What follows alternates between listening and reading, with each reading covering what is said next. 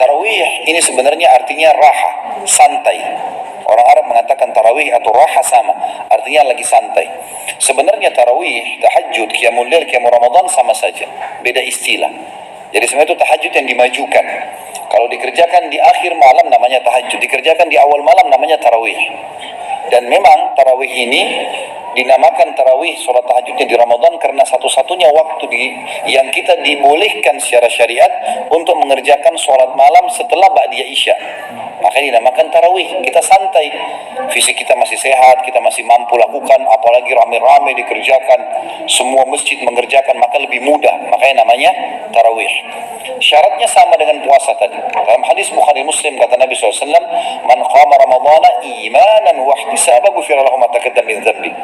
Rasulullah SAW pandu kita Ramadan, kalau sholat tarawih adalah siapa yang mendirikan malam Ramadannya dengan keimanan, artinya bukan pergi sholat tarawih karena nggak enak sama teman, karena atasan, karena nggak enak sama lingkungan, tidak. Orang semua nggak ada yang tarawih, saya tarawih sendirian pun nggak ada masalah. Dan mengharapkan pahalanya dibersihkan dosa-dosanya yang telah lalu. Ya. Dan ini juga teman-teman sekalian adalah terapi yang luar biasa. Bagaimana minimal orang-orang yang tidak pernah tahajud selama setahun, minimal di Ramadan tercatat buku amalnya punya sholat tarawih, punya sholat tahajud. Karena ini sholat yang luar biasa. Aisyah mengatakan dalam hadis Bukhari, janganlah pernah kalian tinggalkan tahajud, karena Rasulullah SAW tidak pernah meninggalkannya di Ramadan atau di luar Ramadan. Ini garis penting, ini poin penting harus kita ketahui.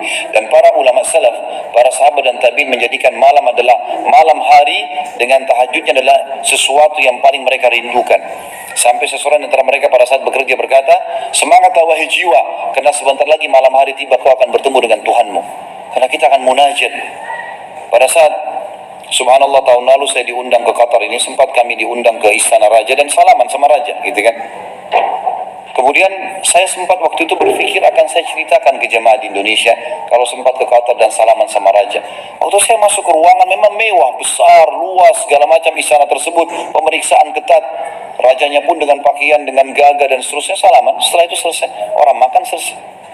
Lalu saya berpikir, apa manfaatnya saya ketemu Raja ini?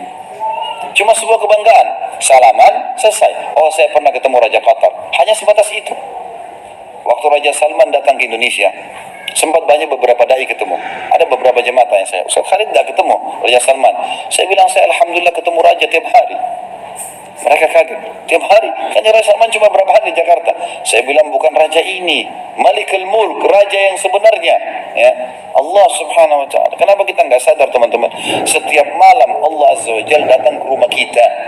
Bukan kita yang datang ke istananya Raja, Allah datang ke bumi, ke rumah kita, lalu bertanya. Ada yang minta ampun, saya maafkan. Ada yang punya hajat, saya penuhi. Ada yang minta tolong, saya tolong. Kenapa kita sia-siakan? Sebagian ulama salaf mengatakan, sungguh jahil sebagian besar dari kaum muslimin mengkhayal bisa mendapatkan rahmat Tuhannya dan masuk ke dalam surga selamat dari neraka, sementara mereka masih sibuk tidur di atas ranjang mereka di malam hari. Artinya boleh kita tidur, tapi itu malam yang luar biasa. Dan dibiasakannya di bulan Ramadan ini terapi buat kita, bangun makan sahur sejam, setengah jam sebelum subuh, teman-teman sekalian. Ini adalah waktu yang mustajab doa, sepertiga malam itu, agar kita nanti setelah Ramadan dipraktikkan ilmu itu, bukan untuk kita tinggalkan.